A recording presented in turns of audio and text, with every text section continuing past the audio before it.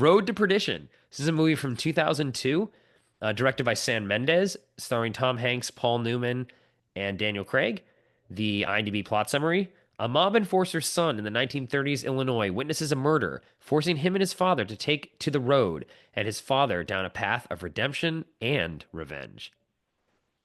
So, like I was alluding to in the intro there, this was Tom Hanks's at least first marketed major villain role, which is not something that he had done before. I remember in the lead up to this movie, which I did see in the theaters, that was like the big marketing angle. Like Tom Hanks is playing a bad guy for the first time. Tom Hanks is gonna kill people on screen. Tom Hanks is gonna like that was all of what this big buildup was. So I really did expect going into this movie some out of the box, out of nowhere Tom Hanks performance because that's how the movie was sold. And yeah, on the tin, that is correct. He is playing a mobster. He does kill people. He is not a good person in the movie at all. He's not that everyday relatable man in terms of what he does. He's a hitman for the mob in the 30s, but he can't get away from the fact that, yeah, he's doing all these things to protect his son because he wants to be a better father. And you understand why he has to kill the people that he has to kill again for protection of his son. It's not just he's a cold-blooded psychopath or something like that.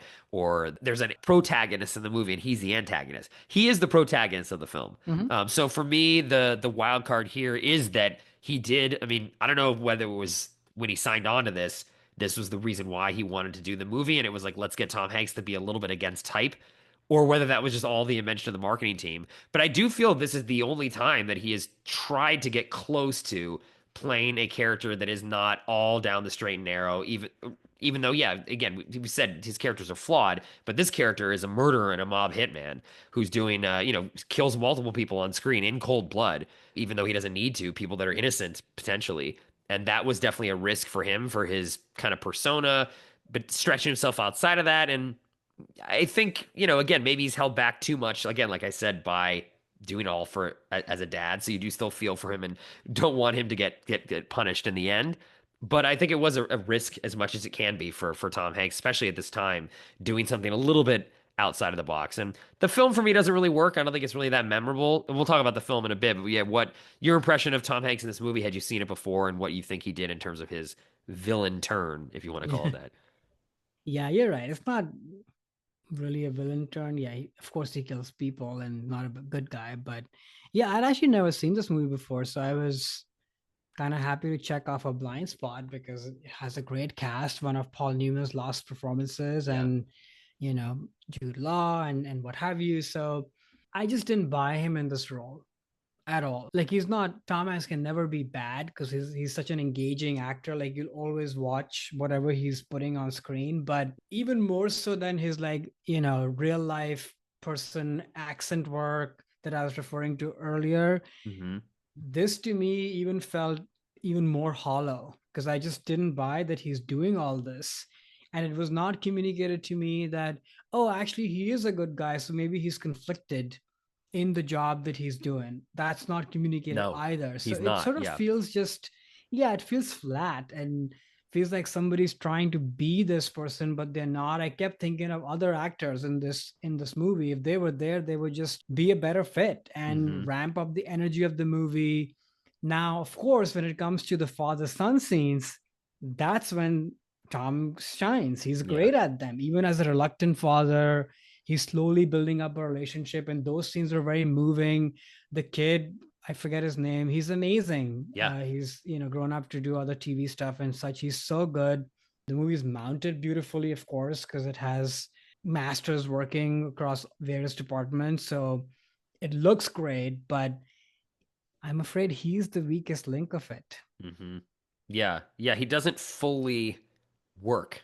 And I don't know again if that was them trying to fit the role for when Tom Hanks was cast and kind of change it a little bit, like maybe play up the father son stuff, or this was just the part. And again, he wanted to stretch himself to something very non Tom Hanks. But when you're a movie star, I think that is it's a blessing and a curse. I mean, the curse is you have a persona and you can't really go too far outside of that box or else it feels odd. And I do think that this movie does kind of get weakened by Tom Hanks, like you said, and him in this role. It's not really the role, and Plot is okay. Like it's not the best movie even fully, but I think Tom Hanks, like you said, is the weakest link. This was a choice that he was trying to go for potentially, and it just still it didn't really work because he's not bad enough, and he's also then not good at Tom Hanksy enough, and it just you're in this place where it's like, what is going on? And then also for some reason too, I mean, I know he's been in like period movies, obviously, and like, Saving Private Ryan, Forrest Gump's a period film too.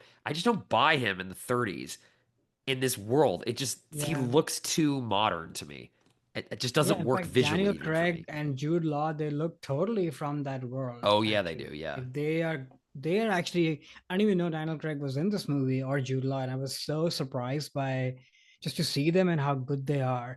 Yeah, you're right. He doesn't, the whole thing, which is, yeah, I get the movie star curse, but I don't know. I think of Tom Hanks as like an inside out actor in addition to being a movie star. So I don't know what happened here. Maybe it was just Sam Mendes and the collaboration, Yeah. but then you're like, everybody else just seems to be totally fine and doing really well. So I don't know what happened here. Yeah, I mean, he never tried to do anything like this again, so maybe he was not happy with his performance. I don't think the movie necessarily performed well. A lot of anticipation for this. Tom I Hanks and bet. Mendes right after American Beauty.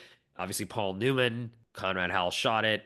So maybe he was like kind of backed away from doing roles like this because it just didn't connect with audiences. And I still, I've seen this film a couple times after seeing it in theater when it first came out, and I'm maybe like, oh, maybe I'll remember it. I don't remember as fondly as I'd like it now, and it never, in a way, it kind of gets weaker every time every Yeah. time I've seen it. Like, oh, maybe now I'll like it, or I'll appreciate something else that makes up for the fact that Tom Hanks doesn't really work. And this time, I watched Tom Hanks a lot and paid more attention to him because of the episode we were doing on this rewatch. And in a way, the movie was worse, and maybe that's why, just because this doesn't really work. So it's like I'm emphasizing the thing in the movie that didn't deliver. Yeah, I don't know what happened here. It's very unlike him because he's done like sleazier roles or like the role in Charlie Wilson's War, for example. Like he's not playing a good guy. Right. There are other examples, but I think something just didn't connect with this material. Yeah, or even in like that role that you mentioned, he's in Charlie Wilson as well. It's like more of a kind of yeah, he's not a good guy, but he's like outlandish and has like a charm to Right. him. And this character just has no It's just like dull. charm, and he's very bland.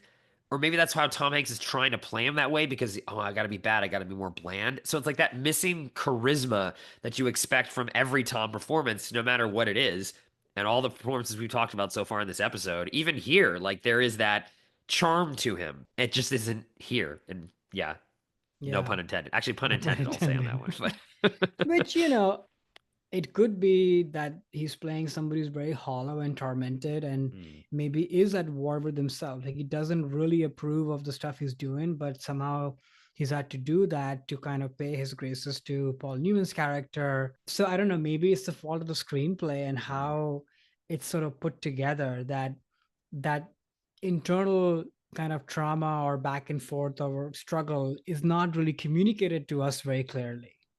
Right, right. Yeah, that definitely could be it too. So sounds like Yeah. we are not recommending listeners drive down the road to perdition. Turn the No. other direction. Do not go down that road. Well, speaking of directions and turning, I'll turn into the final question that we always ask in these episodes. What would you like Mr. Tom Hanks to do next? Hi there, it's Alex. If you like the review and discussion Karan and I just had, make sure you subscribe to our channel, Movies That Shaped Us, to get full episodes. Every other Wednesday, Karan and I review a new release and then discuss 6 other movies made by that film's actor or director and how they shaped us. Subscribe right now or follow our podcast on Spotify or Apple Podcasts via the link in the description below. Hope you join us for the journey.